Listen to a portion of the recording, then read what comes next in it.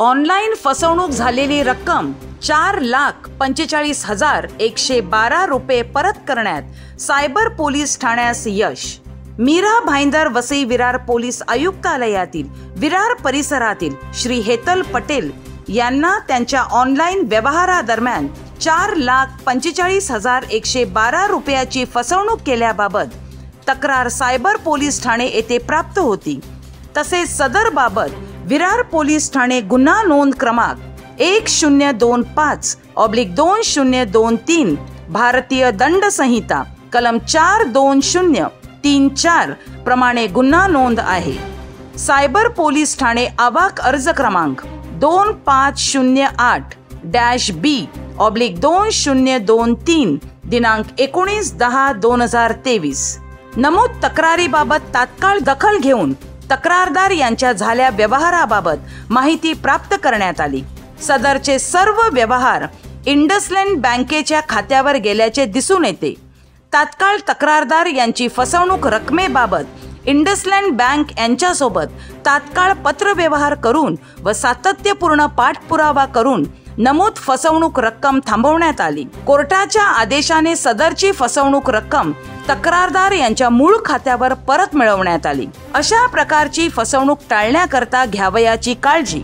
Online फसवणुकी संदर्भात कोणतेही SMS link बाबत कोणत्याही प्रकारे सहभागी होऊ नये। आपले बँक खाते, जन्मदिनांक, OTP व इतर वैयक्तिक माहिती देऊ नये। अनोळखी लिंक ॲप्लिकेशन डाउनलोड करू नये। ऑनलाईन फसवणूक झाल्यास तात्काळ बँकेला संपर्क करावा।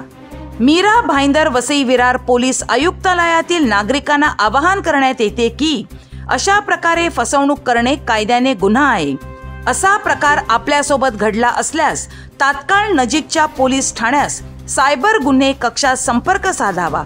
तसेच www.cybercrime.government.in अथवा 1930 या हेल्पलाईनवर संपर्क साधून तक्रार करावी।